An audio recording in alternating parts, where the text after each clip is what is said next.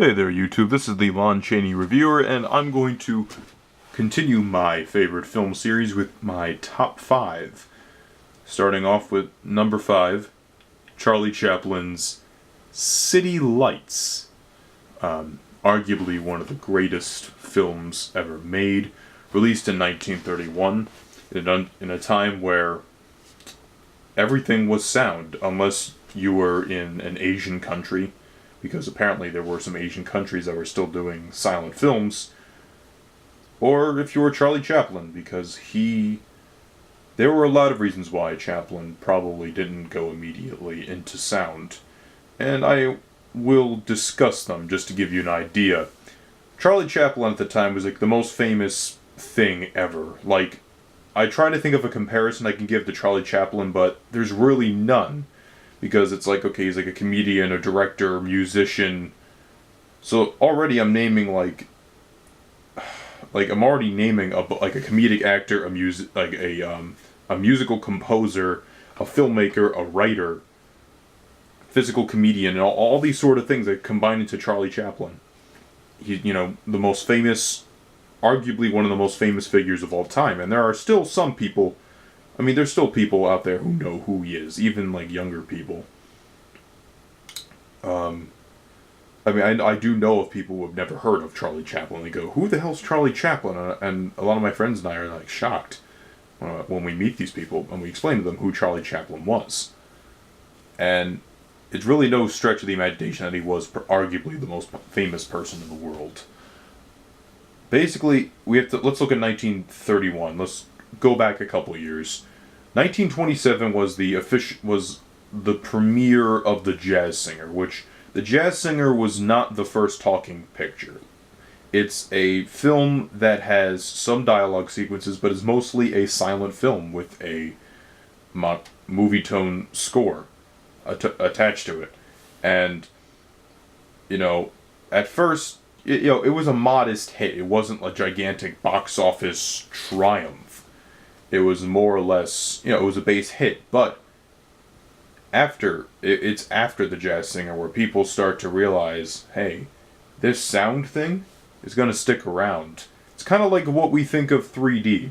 Today, people, a few years ago, 3D was a joke.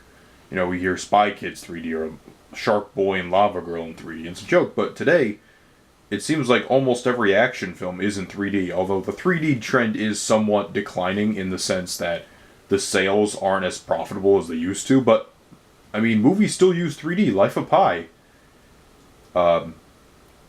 is a 3D movie, and it got nominated for Best Picture. 3D movies are going to be around for a bit, guys. And that's the same thing with sound, except sound hasn't died yet. We still use sound, maybe in a slightly different capacity than what filmmakers did in the past, but we still use it. Now, Chaplin's film before he did City Lights was The Circus, which was a film he had a miserable experience doing. He won his first honorary Academy Award for writing, directing, producing, and starring in The Circus.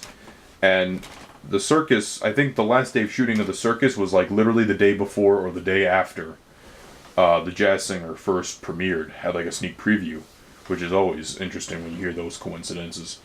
It was around the time when The Jazz Singer came out, and Chaplin had the idea of City Lights for a while, and he made it over the course of a few years, between 1928 and 1931. Now, what Chaplin was worried about was the tramp character. The tramp character is obviously the most enduring thing Chaplin ever created. That's why we know Charlie Chaplin, obviously. He had been using the character since 1914 in his Keystone films, S&A, Mutual, First National, and then his United Artists projects.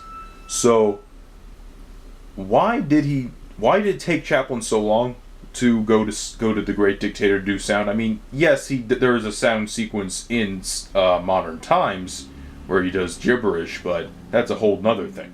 Why did he do that, and why didn't he speak in this film? Well, there's two reasons. There's an economic reason, and there's an artistic reason. The artistic reason was that, well, everybody had their own idea of what the tramp sounded like. For instance, if you've never heard of Charlie Chaplin's voice, unfortunately for myself, my first Chaplin film was The Great Dictator. I love that film, but kind of ruined things for me because it's like, oh, now I know what he sounds like. So it's kind of, damn, that I never was able to get a good idea of what he sounded like. So basically, people had their own opinion. There was Japanese people, Russians, Germans, Norwegian, Americans, English, that all had this idea of what the Tramp sounded like. But it was great was it was open to interpretation. Chaplin didn't want the Tramp to be subjected to just one nationality. He didn't want the Tramp to be just one race or one thing. He wanted the Tramp character to be a universally known figure, which is quite important in my opinion.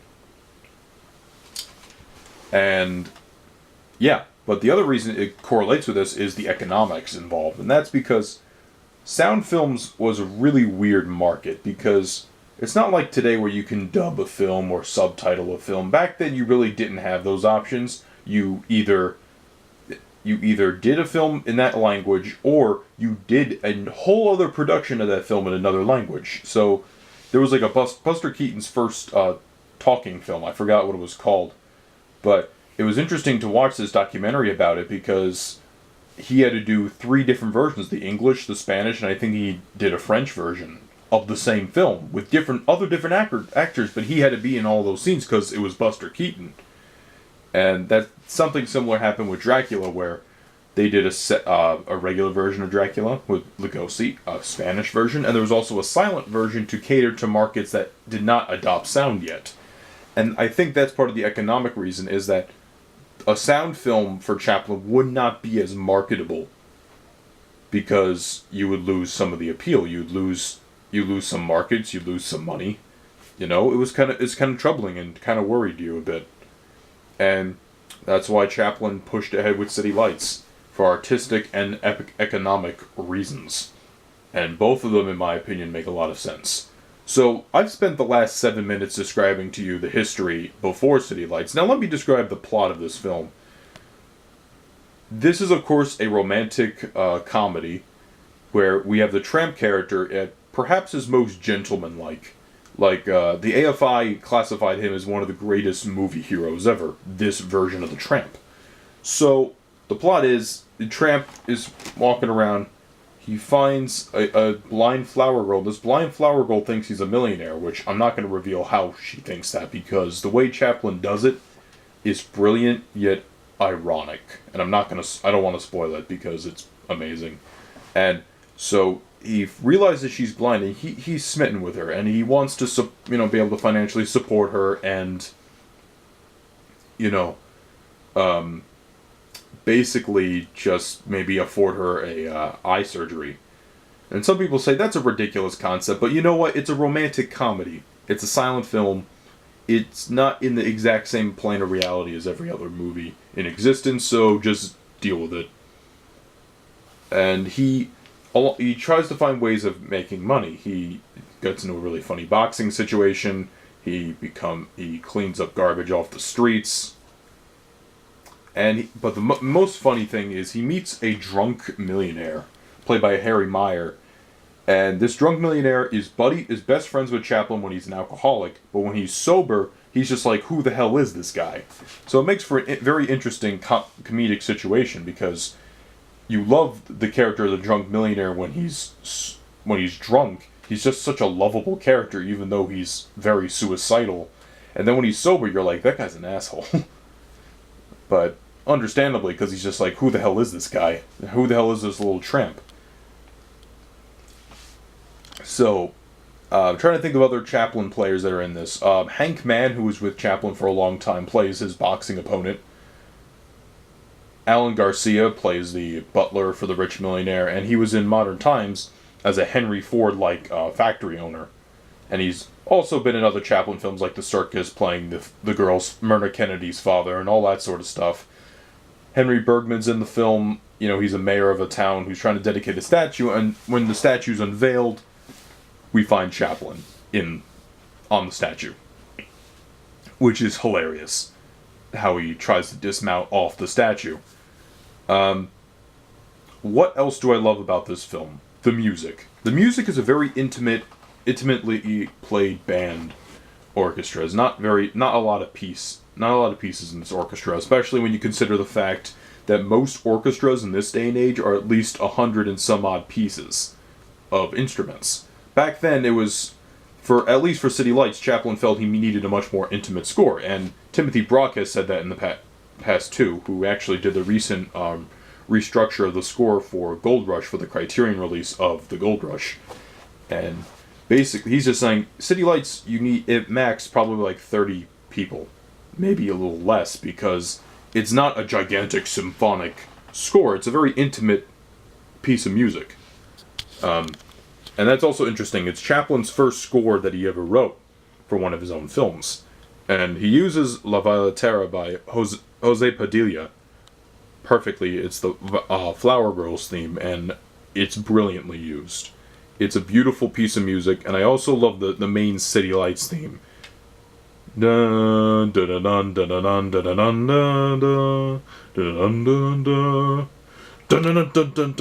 sorry, I'm getting into a fanboy Chaplin moment, because it's a great piece of music,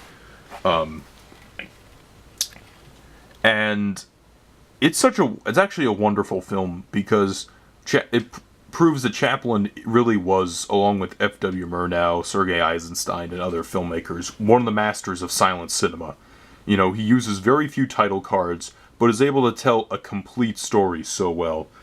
And in my opinion, this is the Citizen Kane of silent films. You may argue with me and say, oh, what about Battleship Potemkin, or something by Buster Keaton, or whatever. That's fine if you think that way, but this is my opinion. I truly think City Lights is one of the 10 greatest films ever made. I know it's my number 5 favorite, but even if I had to pick the 10 greatest, not necessarily favorite, but greatest films, I have to put this on there because it's just such an important movie. And it does what it does so well, and it's so beautiful and moving and sentimental. This film was not nominated for any Oscars, which I think is a crime because this film is absolutely brilliant. Let's see. So, what else is there to say about this movie left? Not much. I mean, it would be another 9 years until The Great Dictator would release. You know, Great Dictator was 1940. Chaplin, did another mostly silent production of modern times, but City Lights, you could say, is Chaplin's last full silent film. And what a way to end that. Also, the ending scene, I'm just going to say it now, is one of the most passionate and moving things you'll ever see in any film. Any film. Also, I'm going to discuss how you can get this film on some sort of home medium. Now, this is the MK2 release from a couple years back. I got mine for 30 some odd bucks before on Amazon.com it spiked to like 60. But you could probably find cheaper versions of it, obviously. This is the MK2 version. There's some decent bonus features. Not much else I'm really going to talk about. Criterion hopefully is going to release this in a couple of years. I don't expect this is going to be like their next film after Monsieur Verdier they're going to release on Blu-ray, because it's too good of a film to be releasing this early in the game. Especially when you look at all the Chaplin films they do have the rights to. But, this is on Hulu Plus, so if you have Hulu Plus, you can watch it on Hulu Plus if you wanted to. I watched it recently when I was eating lunch the other day on Hulu Plus, and it's just such a wonderful film. So any way you can watch this film, really, just watch it. I think there's a Region 2 version out there on Blu-ray, but I'm waiting for the Criterion version. And I have this MK2 release, and I also have Hulu Plus to go off of. So, this is my 5th favorite film of all time, City Lights. Highly recommended. My next favorite film in the film series is going to be King Kong. So, yeah, and my next requested reviews are going to be Silver Linings Playbook, Blazing Saddles, if I can get a copy of it, and Mockery, the Lon Chaney film, because if you and I haven't realized, I haven't done a Lon Chaney review in a while, and somebody commented, if you still do Lon Chaney reviews, please review Mockery, and I'm like, okay, I don't mind that because I think Mockery is one of his most underrated films. So if you want to request a review, please comment below. Anything else you want to know, comment.